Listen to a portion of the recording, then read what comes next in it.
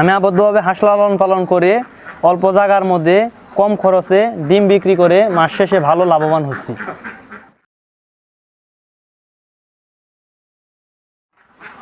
আসসালামু আলাইকুম প্রিয় খামারি ভাই ও বোনেরা, আশা করি সবাই ভালো আছেন, সুস্থ আছেন। আজকে আমি আপনাদেরকে নিয়ে এসেছি ধামরাইয়ের কুসুরাতে একটি হাঁসের ফার্মে। এখানে যে হাঁস খামারে যিনি আছেন রাশেদুল ভাই, উনি কিন্তু অনেকটা ব্যতিক্রম, কারণ অল্প একটু জায়গার মধ্যে একদমই কম খরচে উনি কিন্তু এই হাঁসগুলো লালন পালন করছেন।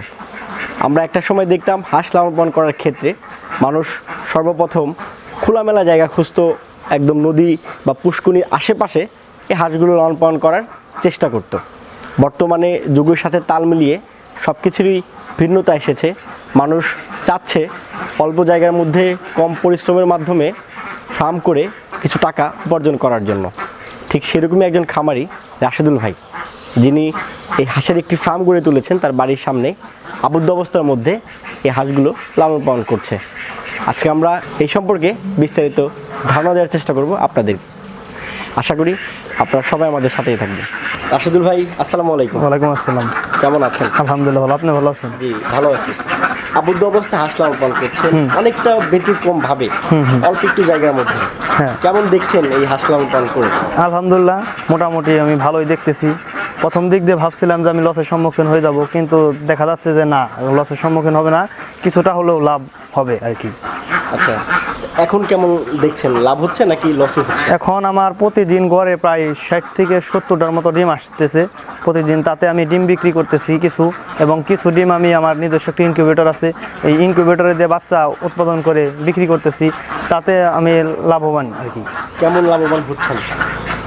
দেখা যায় যে আমি প্রতিদিন আমার যেহেতু 60 থেকে 70টা ডিম আসে, কিছু ডিম আমি ইনকিউবেটর ঢুকাইছি এবং কিছু ডিম আমার পার্শ্ববর্তী এলাকার লোকজনে আমার বাসায় এসে নিয়ে যাইতেছে, তারা খাবারই খাচ্ছে। 50 টাকা হালি আমি বিক্রি করতেছি, এবং কিছু ডিম আমি মেশিনের ভিতরে দিয়ে সেগুলোর বাচ্চা আমি বিক্রি করতেছি।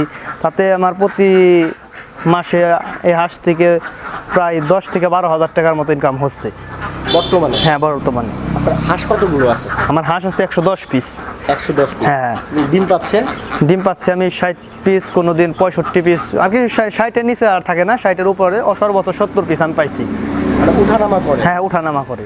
আচ্ছা, খাদ্য কি দিচ্ছেন এদের? খাদ্য আমি দিচ্ছি, দেখা দেওয়া আছে ভুট্টা, তারপরে লেয়ার 1 ফিড, কুড়া, এই 3টা খাবারের উপরে আমি রাখছি। তারপরে প্রাকৃতিক খাদ্য আছে, যেমন শামুক, বিভিন্ন জায়গায় আমি ছুটছি শামুকের জন্য, সে শামুক এনে দিচ্ছি। তারপরে বাইরের থেকে কিছু ঘাস ঘুষ এনে দিচ্ছি, প্রাকৃতিক খাবার, এগুলো দিয়ে আর কি চাহিদা পূরণ করতেছি।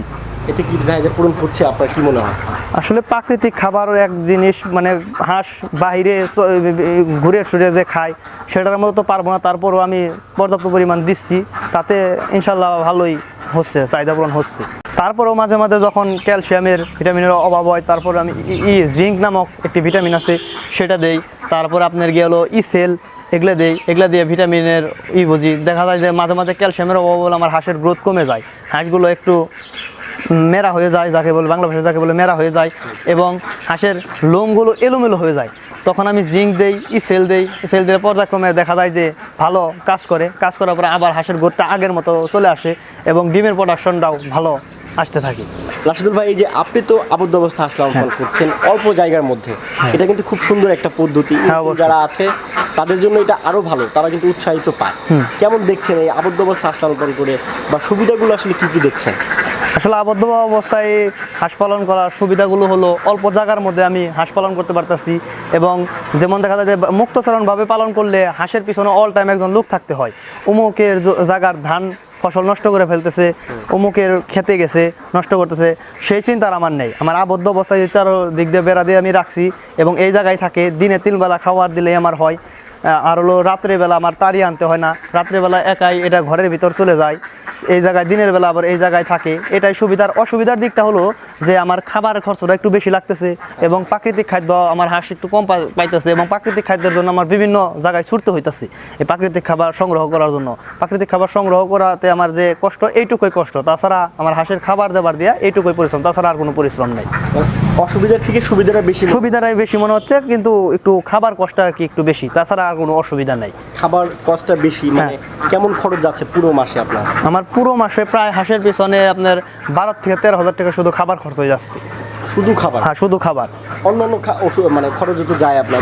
সব খরচ নিয়ে আমার 12 থেকে 13,000 টাকা খরচ যাচ্ছে এখানে। হ্যাঁ। আর প্রতি মাসে লাভ হচ্ছে 10 থেকে 12,000 টাকা? 10 থেকে 12,000 টাকা। বাচ্চা বিক্রি করে, কিছু ডিম বিক্রি করে, বা 10 থেকে 12,000 টাকা বিক্রি লাভ হচ্ছে। তাতে মাশাআল্লাহ আমার ভালোই লাভ হচ্ছে, আমি খুব সন্তুষ্ট এতে। আচ্ছা, রোগ বালাই কেমন হয় ভাই? রোগ বালাই আমার হাঁসের তেমন হয় নাই। আমার ডাক প্লেগ, ডাক কলেরা দুটো ভ্যাকসিনে দিয়ে আছে। যেহেতু আমার খাকি ক্যাম্বেল জাতের হাঁস, এটা রোগ প্রতিরোধ ক্ষমতা অনেক ভালো এবং ডিম অনেক দেয়। একে দেখতে সুন্দর, শক্তিশালী হাঁস।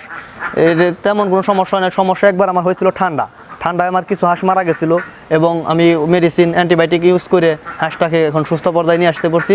তারপর আর আমার কোনো সমস্যা দেখা দেয় নাই আর কি। আচ্ছা রাশিদুল ভাই, যে আপনার হাঁস কিন্তু খুব বেশি না, মাত্র 110 হাঁস, এবং ডিম পাচ্ছে 60 থেকে 70টা, মাঝে মধ্যে আপডাউন করছে।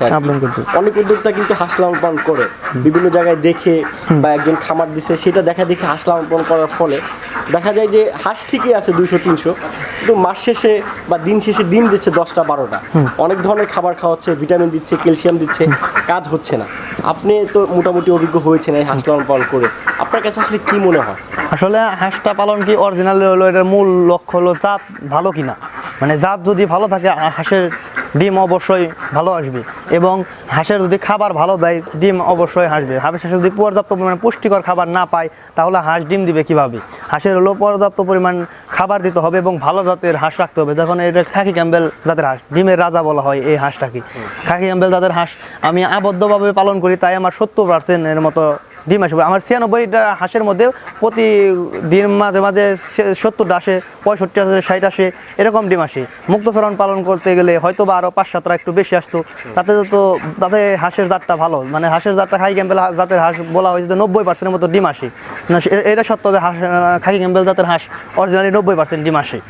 যদি অরিজিনাল জাতটা হয়, আমারটাও ইনশাল্লাহ অরিজিনাল জাত, আমারটা কোনো সমস্যা নেই। সবটির হাঁসের কালার দেখেন আমার এক, এবং অরিজিনাল জাতের খাকি ক্যাম্বেল। রাশিদুল ভাই, এই যে আপনি প্রায় 110 পিসের মতো হাঁস লালন পালন করছেন আবদ্ধ অবস্থার মধ্যে, এখানে 95 মতো আপনার মহিলা হাঁস রয়েছে এবং পুরুষ হাঁস রয়েছে 15টার মতো। 20 ডিমের একটা ব্যাপার স্যাপার থাকে। আপনি যেহেতু এদের বাচ্চা ফুটাচ্ছেন এবং ডিমও বিক্রি করছেন, 20 ডিমটা সঠিকভাবে হচ্ছে কিনা এটা আসলে কিভাবে বুঝেন? এটা বুঝি হলো 20 ডিম আমি শুধু ইনকিউবেটর দিয়ে ফুটাচ্ছি, আমি প্রায় 80%-85% বাচ্চা পাচ্ছি এই ডিম থেকে। এবং আমার এলাকার কিছু উদ্যোক্তা আছে, তারা আমার কাছ থেকে 20 ডিম নিয়ে যাইতেছে। 20 ডিম নিয়ে তারাও মেশিনে ফুটাচ্ছে, তারাও মাশাআল্লাহ ভালো প্রোডাকশন পাইতেছে। তারপরে দেখা গেছে যে আমি বাচ্চা তো উঠাইতেছি, সে জায়গায়ও আমি ভালো একটা রেজাল্ট আমার কাছে আছে।